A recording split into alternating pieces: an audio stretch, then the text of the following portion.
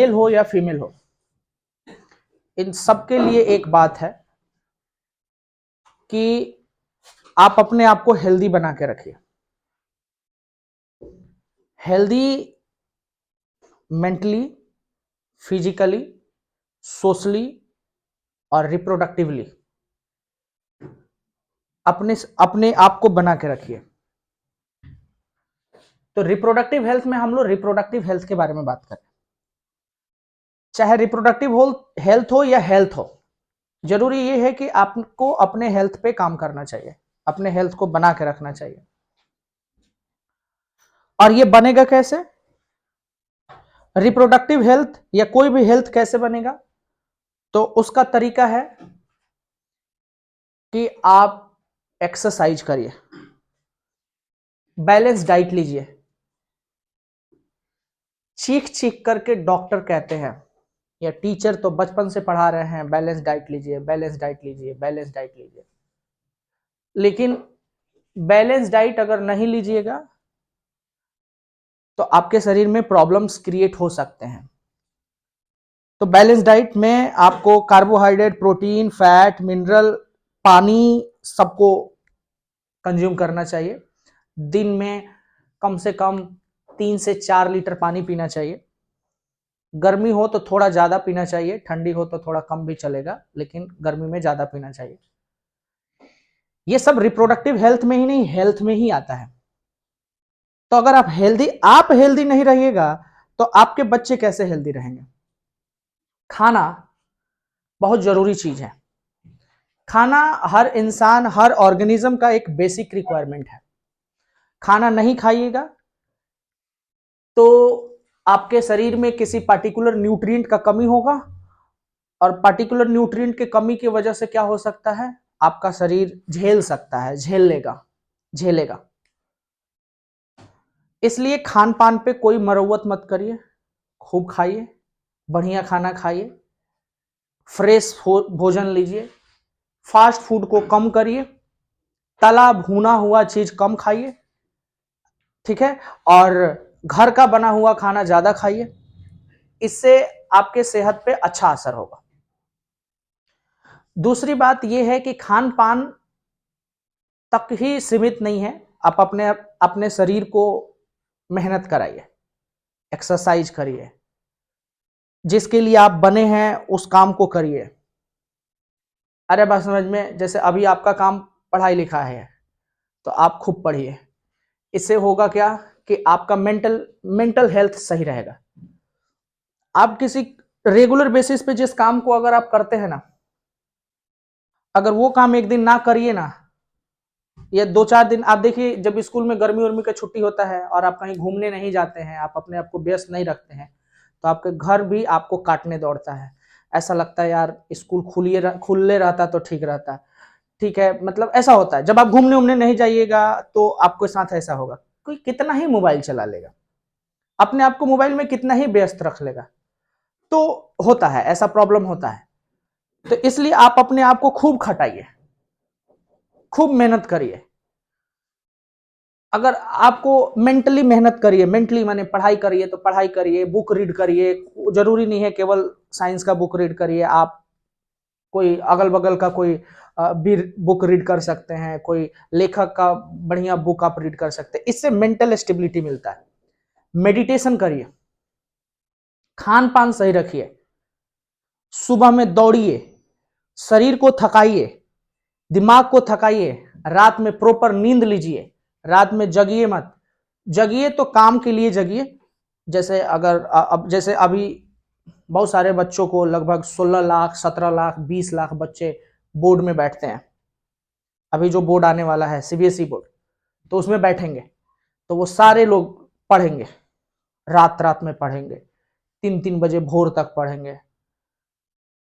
तो पढ़िए, पढ़ना है पढ़िए, जो काम करना है करिए, लेकिन बिना मतलब का मोबाइल चलाने के लिए मत जगिए।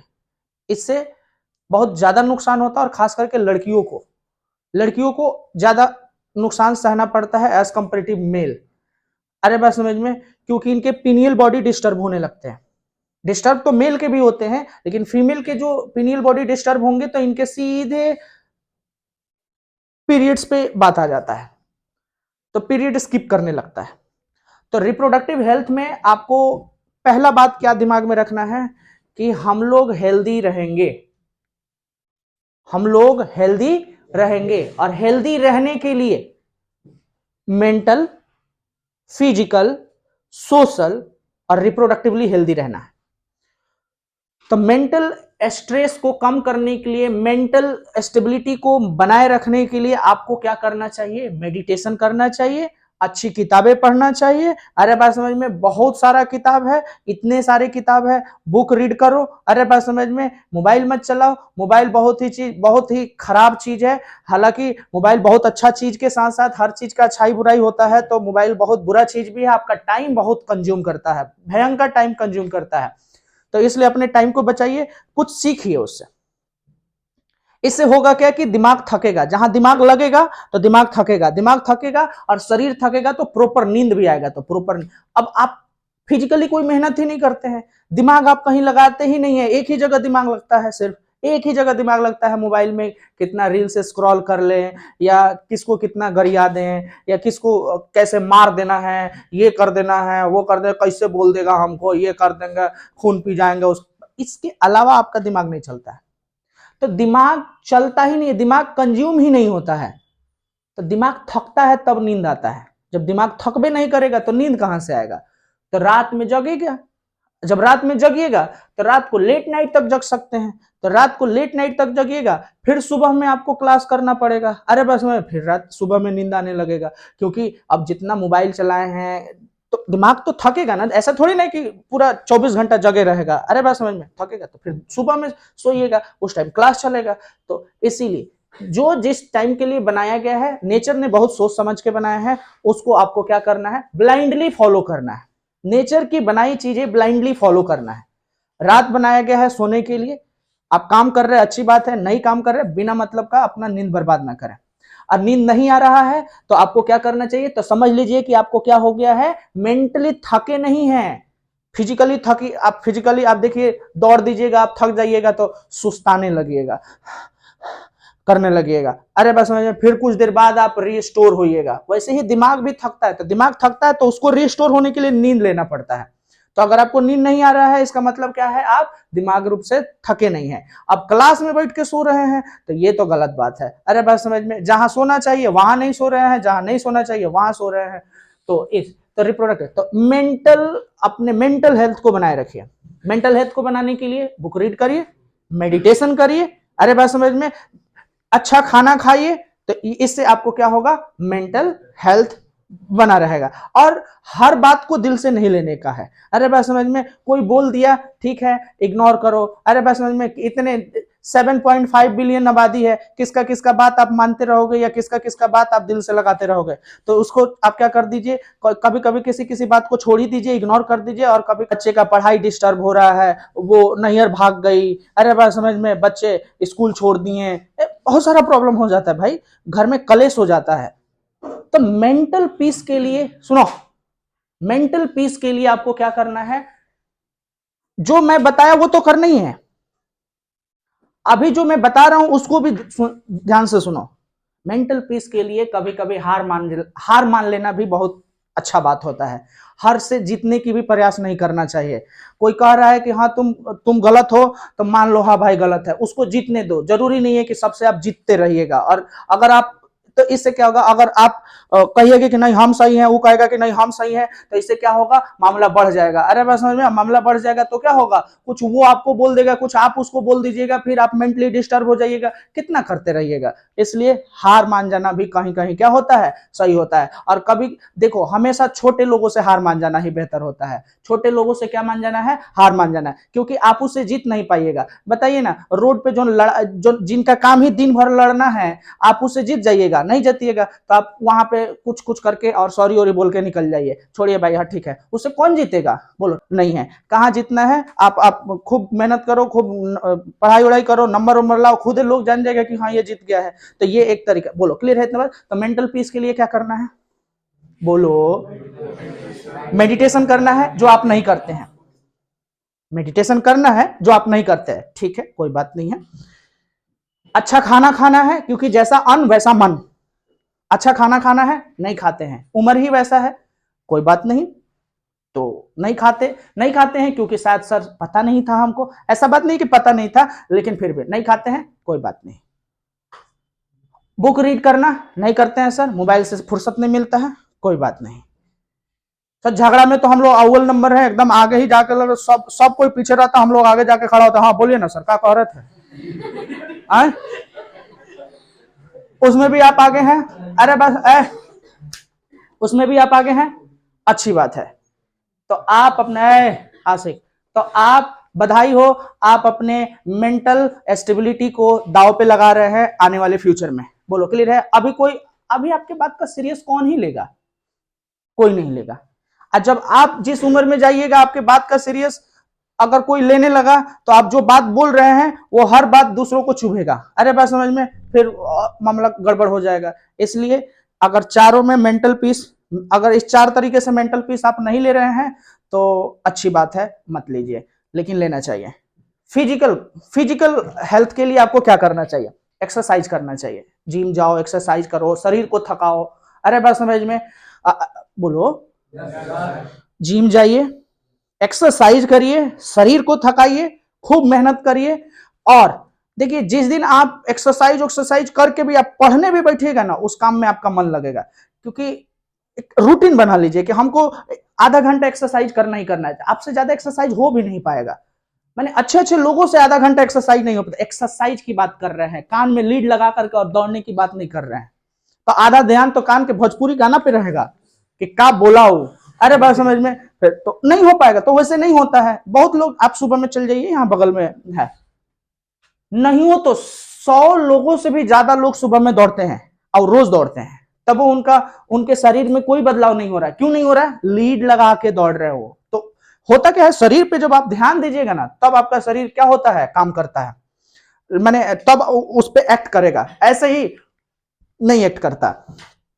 तो आपको क्या करना है, शारीरिक हेल्थ बनाने के लिए आपको क्या करना है, एक्सरसाइज करिए। अरे बात समझ में, जरूरी नहीं है कि 6 पैक दिखेगा तभी जरूर मैंने एकदम आप बहुत अच्छा लगेगा, नहीं। एक मेल का फीचर होता है कि चेस्ट जो होना चाहिए वो ब्रॉड होना चाहिए, शोल्डर जो होना चाहिए वो ब्रॉड होना चाहिए, अरे बात समझ में, दाढ़ी मूछ होना चाहिए। तो ये मेल का फीचर है। देखो साफ सफाई अपने जगह पे है, दाढ़ी रख रहे हैं एकदम, उसको संभाल के रखिए, अरे भाई समझ में, चेस्ट को ब्रॉड रखिए, अरे भाई समझ, ऐसे मत झुक के एकदम बैठ जाइए, थोड़ा सा छाती होती तान के चलिए, अरे कहते हैं हंसने वाली बात है, तो क्या चले जाएंगे, नहीं क्या करोगे ऐसे चल के? तो कभी भी कैसे चलना है, सुनो, सीना तान, हाँ तो ऐसा एक्सेस नहीं करना है। सीना तान के मतलब सीना पीछे मत चल जाए, अरे भाई। तो आपको क्या करना है बाबू, फिजिकल हेल्थ में क्या करना है, एक्सरसाइज करिए, बॉडी पोस्चर को सुधारिए। बॉडी पोस्चर माने कैसे हमारा शरीर होना चाहिए वैसे आप अपने शरीर को बनाओ। बहुत सारे जो बचपन में बच्चे होते हैं ना, वो उनके कंधे ऐसे हो जाते हैं, झुक जाते हैं, अरे बस समझ में, और फिर वैसे ही बड़े हो जाते हैं, तो वैसे ही रहते हैं। तो उस कंधे को सही करिए। वो कैसे सही होगा, जिम ओम से सही हो, माने एक्सरसाइज से सही हो जाएगा। आप अपने बॉडी के पोस्चर को मेंटेन करो, एक्सरसाइज करो, बॉडी पोस्चर मेंटेन करो, खूब मेहनत करो, शरीर थकाओ, रात में नींद बढ़िया आएगा, अरे बात समझ में। तो ये फिजिकल हेल्थ के लिए ये जरूरी है। खाना बढ़िया खाना चाहिए भाई, खाना कूड़ा मत बनाओ, अपने पेट को बढ़िया खाना खाओ, घर का बना हुआ खाना खाओ, मसाला थोड़ा कम खाओ, पानी थोड़ा ज्यादा पियो, ये सारा चीज आपको क्या करना चाहिए। सर जितना बात आप बोले हैं ना सर, आज तक हम फॉलो नहीं किए हैं सर। पानी पीने की जो बात आप कर रहे हैं ना सर, खाना खा के हम पानी पीना भूल जाते हैं सर।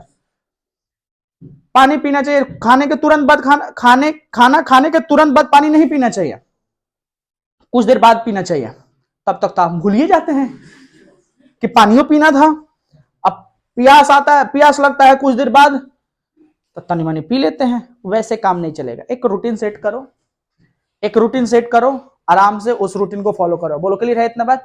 अभी सब काम त्याग दीजिए, 2-3 महीने के लिए सारा काम त्याग दीजिए और सारा काम का एनर्जी कहां झोंक दीजिए, पढ़ाई में। अरे ठीक है इतना बात। अच्छा तो ये हुआ तो रिप्रोडक्टिव हेल्थ में। अच्छा उसके बाद रिप्रोडक्टिवली हेल्दी रहने के लिए आपको क्या करना पड़ेगा भाई, मेल के लिए मैं बताऊं, कि ये कुछ गंदे वीडियो होते हैं, गंदे फोटोज होते हैं, आप उनको संभवतः ना देखें, बेहतर रहेगा।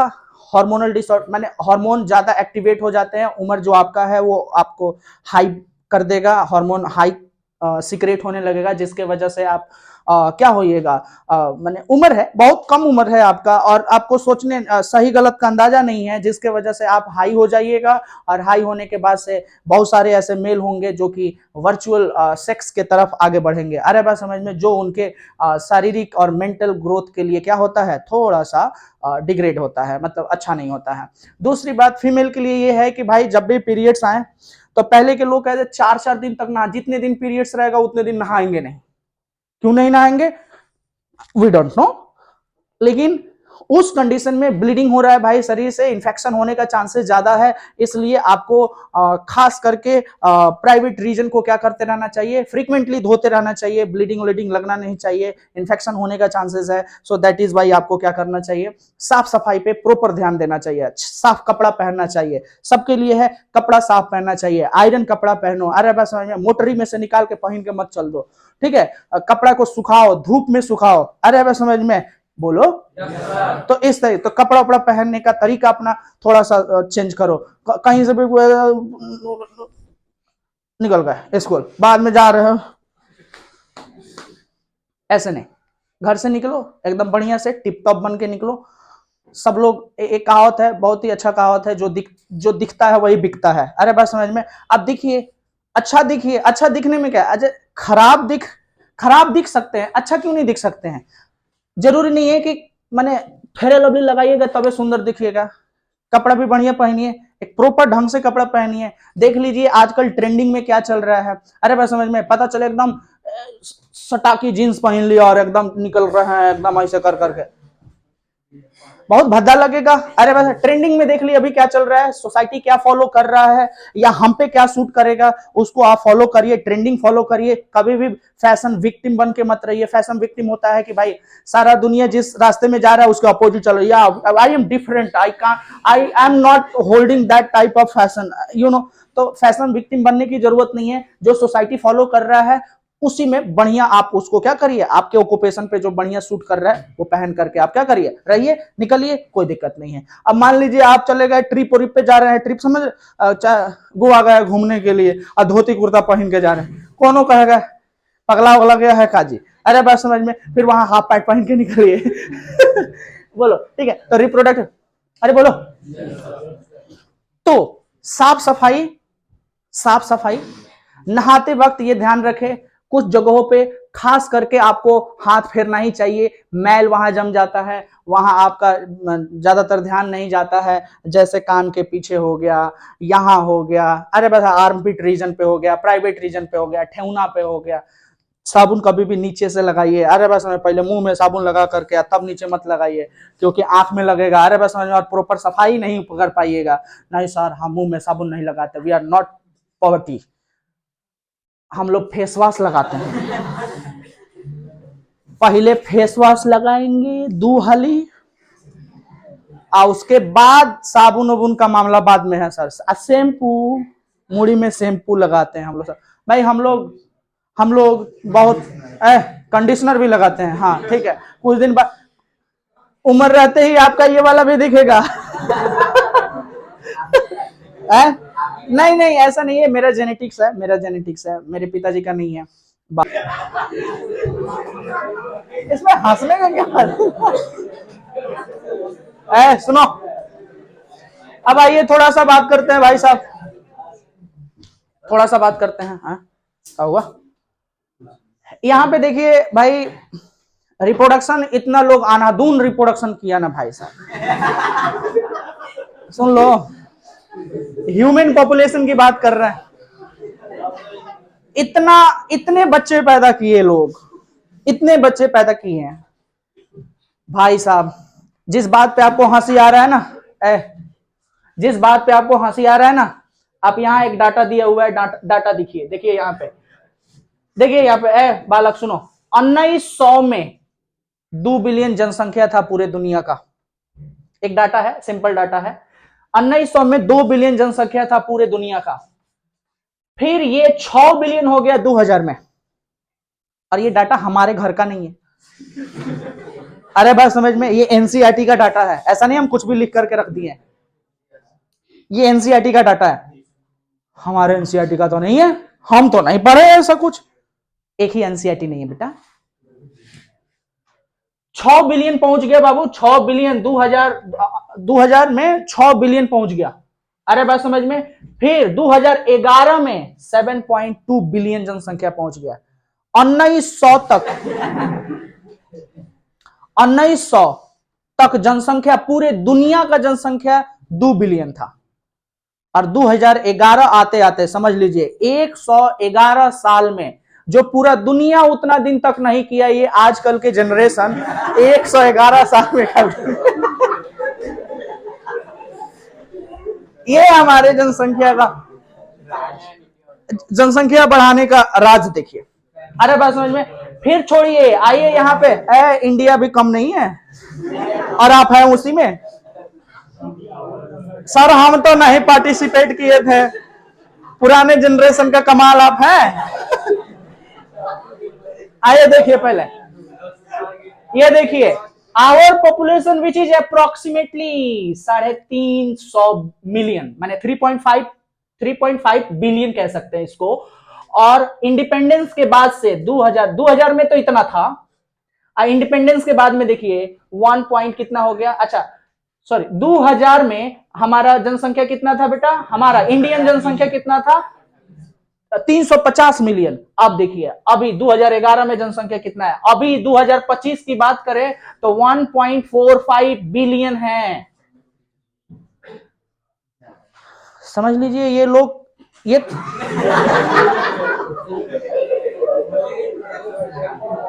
रुक जा, आप समझ लीजिए ये लोग कर क्या रहे हैं और ये कर कब रहे हैं। घर में इतना जनसंख्या होने के बावजूद फिर भी अभी रुका नहीं है। ये टाइम निकाल कब रहे हैं, बताते हैं हम टाइम, भुक्तभोगी लोगों से सुनिए। ये रात में उठते हैं पानी पीने,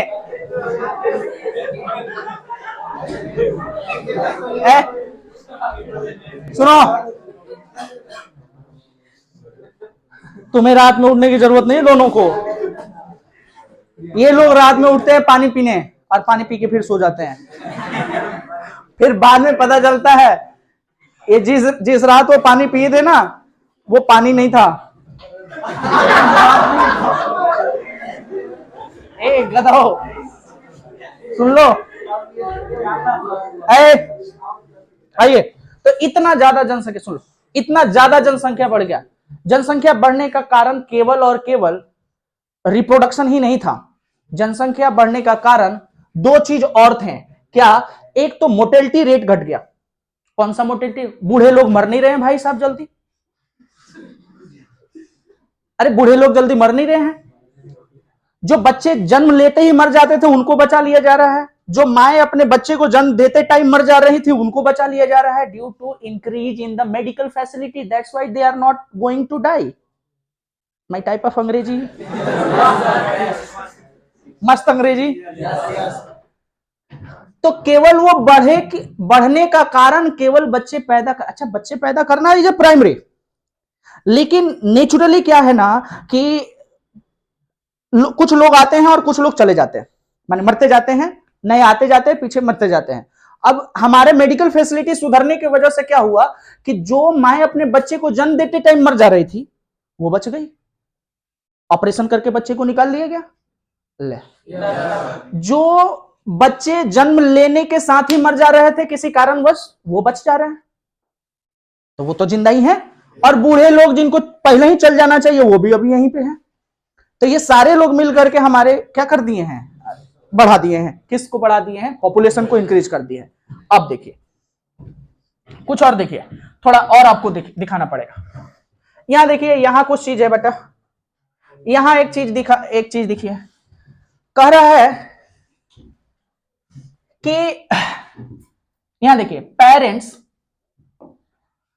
parents, other close relative, teachers, friends also have major role to diminutions of above information, कुछ इंफॉर्मेशन ऊपर है कि भाई मैंने सेक्स एजुकेशन पे बात करने के लिए बोल रहा है। Introduction of sex education in a school should be encouraged to provide the right information to the youngs, so discourage children from believing the myths and having misconception about the sex related aspects। कह रहा है ना कि भाई जानकारी कहीं से भी मिलना चाहिए, सही जानकारी मिलना चाहिए, चाहे वो आपके दोस्त दे, रिलेटिव्स दे, पेरेंट्स दें, टीचर्स दें। और इसमें टीचर को भी शर्म आता है बोलने में, क्या बोले, बच्चे को बोलने लायक नहीं है। और ये मेरा लाइन भी नहीं है, इवन स्कूल के पास, स्कूल को कह रहे हैं कि स्कूल भी ये इंफॉर्मेशन प्रोवाइड करे बच्चों को, ताकि बच्चे के अंदर जो मिसकंसेप्शन है सेक्स एजुकेशन को लेकर के, कम जानकारी है, वो इस पे वो सही जानकारी को कलेक्ट कर पाए। लेकिन स्कूल कोई सेक्स एजुकेशन पे बात नहीं करता है, बच्चे पेरेंट्स से बात नहीं करेंगे, पेरेंट्स बच्चे से बात नहीं करेंगे, टीचर्स शर्माएगा, जब पेरेंट्स नहीं कर रहे तो टीचर क्यों करेगा, फ्रेंड्स से क्या ही बात कर लेंगे, वो कौन से सेक्स एजुकेशन पे वो बात ही कर लेंगे उतना प्रॉपर इंफॉर्मेशन के साथ। रिलेटिव्स ये वो क्या बोलते हैं, वो काली नागिन है जो कि आपके सामने आपके जैसा बतियाएंगे और पीछे पता नहीं क्या क्या जाके बोल देंगे। अरे बस समझ में, तो ये आप इनसे एक्सपेक्ट कर रहे हैं? नहीं। तो देखो ये तो किनका काम है, और वो लोग अपने काम को अगर सही टाइम पे सही जगह पे ये बात बता दे तो आजकल के युवा जो है वो सेक्स एजुकेशन से रिलेटेड क्या नहीं होगा, मैंने इधर उधर भटकेगा नहीं। बोलो क्लियर है इतना बात? अरे बोल ही नहीं रहे। तो इसलिए ये बात आपको बताया गया कि भाई साहब ये जो हम लोग पढ़ रहे हैं या जो पढ़ा रहे हैं ये कोई खिलवाड़ नहीं है, और इस पे कोई बात भी नहीं करना चाहता है। कितना ही बात कर लेगा, क्या ही बात कर लेगा। अच्छा, दूसरी बात कि अब इतना ज्यादा जनसंख्या अगर बढ़ ही गया है या बढ़ ही रहा है तो इसका कोई उपाय तो होना चाहिए। तो उपाय ये होना चाहिए कि भाई लोगों को जागरूक करा जाए। किस मामले में लोगों को जागरूक करा जाए? सेक्स एजुकेशन पे लोगों को जागरूक करा जाए, रिप्रोडक्टिव हेल्थ के बारे में लोगों को बताया जाए। ये बताया जाए कि बच्चे दो ही अच्छे। क्यों सर, क्यों बच्चे दो ही अच्छे? कारण सुनो, आप सरकारी कई सारे जगहों पे आप देखे होंगे, दीवालों पे आप देखे होंगे कि हम दो हमारे दो, बच्चे दो ही अच्छे, ऐसे ऐसे बहुत सारे रेडियो, मैगजीन, होर्डिंग, विजुअल्स, अरे बात समझ में, पोस्टर से लोगों को सेक्स एजुकेशन दिया जाता है कि भाई साहब आप ये जानकारी लीजिए। क्यों हमें ये जानकारी चाहिए? हमारे पास कैपेसिटी है, हमारे पास फीमेल है, हम बच्चे को जन्म दिलाएंगे, देने वाला भगवान है, वो सबको जब पैदा होगा तो भगवान उनको खाने के लिए भी देंगे। मिसकंसेप्शन है बेटा ये। एक बात बताओ कि यहां पे जितना भी रिसोर्स है, पूरे दुनिया में जितना भी रिसोर्स है वो लिमिटेड है। हाँ, जितना भी रिसोर्स है इस दुनिया में क्या है, लिमिटेड है। सर हम ही क्यों सोचे लिमिटेड के बारे में? तो आप ही जैसे अगर बहुत लोग ना सोचे तो यही हो रहा है, यही हो रहा है। जो पूरा क्या बोले, जब से दुनिया बना, जैसे जब से ह्यूमन आए 1900 तक उनका जनसंख्या 2 मिलियन था, 2 बिलियन था, और ये 111 साल में जो आप 7 गुना, माने 7 गुना जनसंख्या बढ़ाए हैं, वो इसी सोच की वजह से बढ़ा। हमारे सोचने से थोड़ी ना हो जाएगा, नहीं आपके सोचने से नहीं होगा, लेकिन आप ही का सोच बच्चों में भी जाएगा। तो सेक्स एजुकेशन पे बात। अच्छा, दूसरी बात क्या है? देखो बच्चे पैदा करना बड़ी बात नहीं है। बच्चे जब पैदा हो जाते हैं उनको रहने के लिए जगह, खाने के लिए खाना, पहनने के लिए कपड़ा, एजुकेशन, ये सब महंगा है। कपड़े महंगे नहीं है? महंगे हैं। एजुकेशन महंगा नहीं है? बिल्कुल महंगा है। अरे बात समझ में, आप 5,000, 6,000, 4,000 में आप कितना ही इंफॉर्मेशन कलेक्ट कर पाइएगा। चलिए मान लीजिए सौभाग्यवश आपको, माने क्या बोलते हैं, ये 9-10 तक आप 11-12 तक आप कर लीजिएगा। हायर एजुकेशन 11-12 के बाद जीवन नहीं है क्या? उसके बाद आपको लाखों रुपए खर्चने पड़ते हैं एजुकेशन पे, तब जाकर के आपको कोई डिग्री कंप्लीट होता है।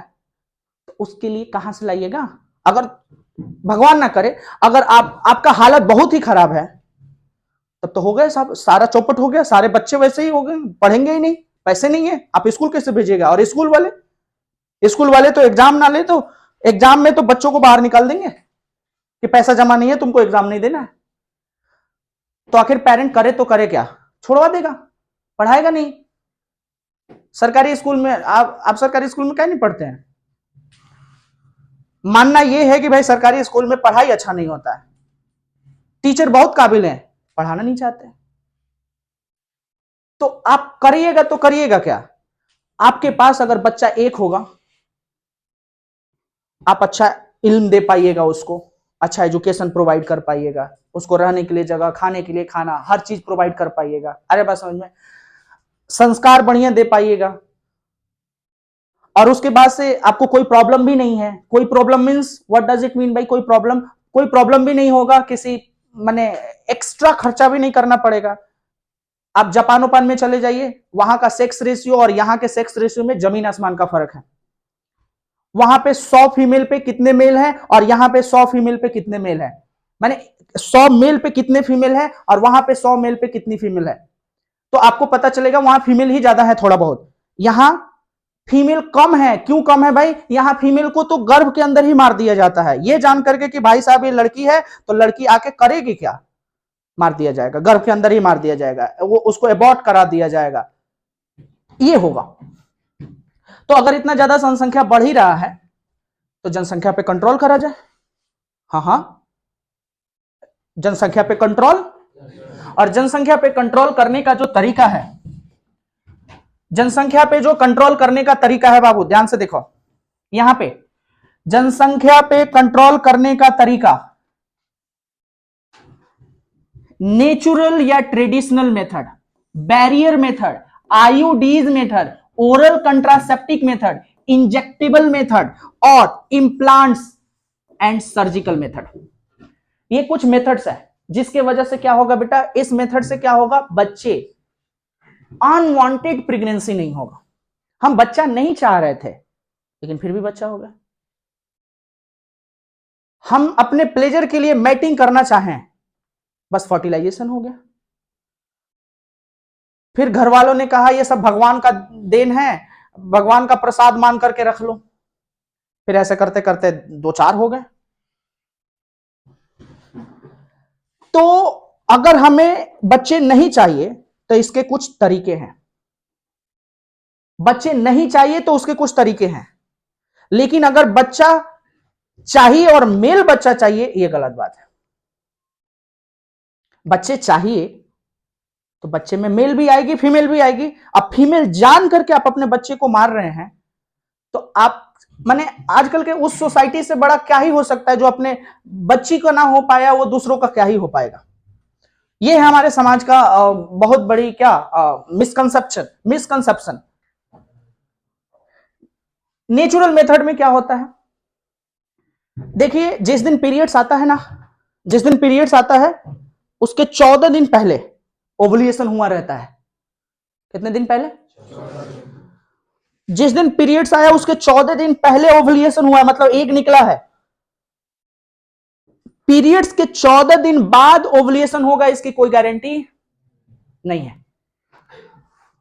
तो एक पार्टिकुलर टाइम होता है, जिस दिन पीरियड आया है ना उस दिन, उसके 10वें दिन से लेकर के, माने उसके 10 दिन से लेकर के 17 दिन तक, उस टाइम पे आप मैटिंग मत करिए। तो 10 से 17 के बीच में कभी भी वो ओवुलेट हो जाएगी। अरे बात समझ में? तो उस टाइम पे अगर एग फर्टिलाइज नहीं होगा तो बच्चे नहीं बनेंगे। इसको बोलते हैं क्या, नेचुरल या ट्रेडिशनल मेथड। एक और होता है कोइटस इंटरेक्टस मेथड। मैटिंग कर रहे हैं आप, मैटिंग कर रहे हैं, जैसे स्पर्म बाहर निकलने के लिए आया, ये मेल को पता चल जाता है कि स्पर्म बाहर निकलने को है, वैसे ही मैटिंग को रोक दिया जाएगा और पीनस को वेजाइना से बाहर निकाल दिया जाएगा। तो जो स्पर्म होगा वो बाहर डिपोजिट हो जाएगा, इजेकुलेट हो जाएगा, फीमेल बॉडी के अंदर नहीं होगा, इसको बोलते हैं कोइटस इंटरप्टस मेथड। जरूरी नहीं है, बस आपको ये सुनना है, जो जरूरी है मैं बताऊंगा। ट्रेडिशनल मेथड समझ में आया? ट्रेडिशनल मेथड कौन सा मेथड है भाई? Barrier method. बैरियर मेथड में आपको क्या करना है, स्पर्म और एग को मिलने से रोक देना है, दो प्रेमी को मिलने से रोक देना है। अरे बात समझ में? इसको हम लोग क्या बोलते हैं? Barrier method. और इसका कैसे आप इस्तेमाल करिएगा बैरियर मेथड? बैरियर मेथड कैसे आप इस्तेमाल करिएगा कि बैरियर मेथड कैसे? ये देखिए, ये मेल कॉन्डम है और ये फीमेल कॉन्डम है। बाय यूजिंग कॉन्डम, इससे आपको क्या होगा, इससे आपको क्या होगा बेटा कि जो स्पर्म होगा ना मेल के कॉन्डम, यहां पे ये स्पर्म डिपॉजिट हो जाते हैं, इस वाले टिप पॉइंट पे सारे स्पर्म यहां डिपॉजिट हो जाएंगे। फिर आप इसको क्या कर लीजिए, निकाल के फेंक दीजिए, तो हो गया। मैटिंग तो हुआ लेकिन फर्टिलाइजेशन नहीं होगा, क्योंकि सभी इसमें डिपॉजिट हो गया। देखिए, बोलो क्लियर है इतना बात? तो ये, तो इसको बोलते हैं हम लोग क्या? Barrier method. मेल और फीमेल गैमेट को मिलने से रोक देना। या तो ये फीमेल कॉन्डम है, या तो फीमेल के बॉडी के अंदर कॉन्डम या तो इंप्लांट करे, नहीं तो अपने बॉडी में क्या करे, कॉन्डम इंप्लांट करे, जिसके वजह से क्या होगा बेटा, फर्टिलाइजेशन नहीं होगा, बैरियर बन जाएगा, मेल और फीमेल मिलेंगे नहीं, जिसके वजह से ऐसा होगा। आईयूडीज, इसका फुल फॉर्म होता है इंट्रा यूटेराइन डिवाइसेस। इसको आईयूसीडीज के नाम से भी जानते हैं, आईयूसीडीज के नाम से भी जानते हैं, इंट्रा यूटेराइन कंट्रासेप्टिक डिवाइस, आईयूडीज। बोलो क्लियर है इतना? कुछ ऐसे चीज होते हैं जो बॉडी के अंदर लगा दिए जाते हैं।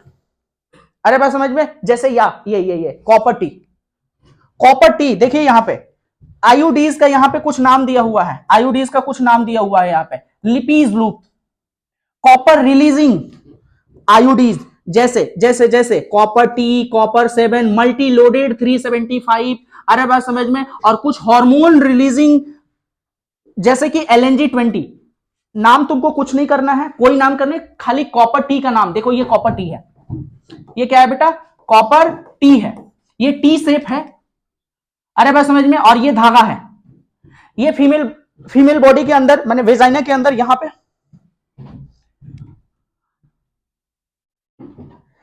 पे वेजाइना के अंदर इससे होते हुए इसके अंदर ट्रांसप्लांट कर दिया जाता है। अरे बात समझ में? और यहां से जो धागा निकला है वो थोड़ा सा बाहर निकला रहेगा, फिर इसको धागे को काट दिया जाएगा, और ये जब तक रहेगा तब तक ये फीमेल प्रेग्नेंट नहीं होगी। इसको बोलते हैं आईयूडीज। कॉपर टी वाला बात आपको याद रखना है। और ये प्रेगनेंसी को रोक देता है, कैसे रोकेगा वो बात की बात है। अच्छा, उसके बाद आ रहा है बेटा, उसके बाद आ रहा है क्या? ओरल कंट्रासेप्टिक। कुछ दवाइयां हैं, पिल्स, एनसीईआरटी रीड करोगे उसमें पिल्स मिलेगा तुमको। पिल्स हमारे सेहत के लिए अच्छा नहीं होते हैं, और ये भी फीमेल के लिए अच्छा होता नहीं है, थोड़ा पेनफुल होता है और इरिटेटिंग सा होता है। जिसको सूट कर गया ठीक है, नहीं सूट करेगा तो इरिटेट, थोड़ा सा पेन रहेगा, इरिटेट करते रहेगा। अरे बात समझ में? तो उसको निकलवा ही देते हैं वो लोग। और ये सारा जो भी बात दिया गया है ना, वो मेल के लिए कुछ भी नहीं दिया गया है, सारी फीमेल के लिए ही दिया गया है। लास्ट वाला में सर्जिकल मेथड में थोड़ा सा बताया जाएगा। ओरल कंट्रासेप्टिक, महिलाओं को केमिकल दिया जाता है, पिल्स दिया जाता है, अलग अलग पिल्स होते हैं। अरे बात समझ में? एक Saheli is a pills which is discovered by our country, which is non steroidal. मैंने ये एक ऐसा पिल्स है जो कि फीमेल को दिया जाता है प्रेगनेंसी से बचने के लिए, लेकिन इसका कोई भी साइड इफेक्ट नहीं है। बाकी मार्केट में बहुत सारे पिल्स हैं, सबका साइड इफेक्ट है, सब हार्मोनल डिसऑर्डर कर देंगे आपके शरीर में, मैंने फीमेल के शरीर में। लेकिन सहेली कोई भी साइड इफेक्ट नहीं डालेगा। Saheli is a pills which is researched by या which is synthesis by our country. यहां इंजेक्टेबल है, देखो इंजेक्टेबल क्या होता है, कुछ इंजेक्टेबल्स या इंप्लांट्स क्या होते हैं, इंजेक्टेबल या इंप्लांट्स क्या होते हैं बताते हैं। देखो यहां पे ये जो दिख रहा है ना, ये इंप्लांट्स है, इसमें केमिकल्स होते हैं। हल्का सा चीरा लगाया जाता है स्किन के अंदर, किसी भी बॉडी पार्ट्स का फीमेल के अंदर, और उसके अंदर ये डाल दिया जाता है, और ये हमेशा कुछ ना कुछ केमिकल रिलीज करते रहेंगे, जिसकी वजह से हार्मोनल इंबैलेंस की वजह से एग फर्टिलाइज नहीं होगा। ये होता है इसका काम। सर्जिकल मेथड में क्या होता है मैं बताता हूं। देखो ये मेल है, ये सर्जिकल मेथड है, सर्जिकल मेथड, ये फीमेल है। तो मेल के ये वेज डिफरेंस है ना, और फीमेल के ये फेलोपियन ट्यूब है ना, इनको काट दिया जाता है, इसको नसबंदी बोलते हैं। आम बोलचाल के भाषा में क्या बोलते हैं, नसबंदी, नसबंदी कर। तो ये काट दिया जाता है और काट करके टाई कर दिया जाता है, काट दिया जाता है और काट करके क्या कर दिया जाता है, टाई कर दिया जाता है। इसको बोलते हैं ट्यूबिकटोमी। ट्यूबिक मतलब फेलोपियन ट्यूब, टोमी मतलब काट देना। वैसेक्टोमी, वैस डिफरेंस को काट देना और काट करके टाई कर दिया जाता है। ये एक बार जब हो जाता है ना, तो ये फिर से दोबारा रिवर्स नहीं किया जा सकता, इरिवर्सिबल प्रोसेस है। इसको स्टरलाइजेशन भी कहते हैं। एक बार अगर ये हो गया, अब ये फीमेल और ये मेल अपने शरीर से बच्चे को पैदा नहीं कर पाएंगे। बहुत रेयर केस में ऐसा होगा कि ऑपरेशन करके इसको जोड़ा जाए और ये जुड़ जाए, बहुत रेयर केस में होगा, लेकिन यूजुअली नहीं होता है।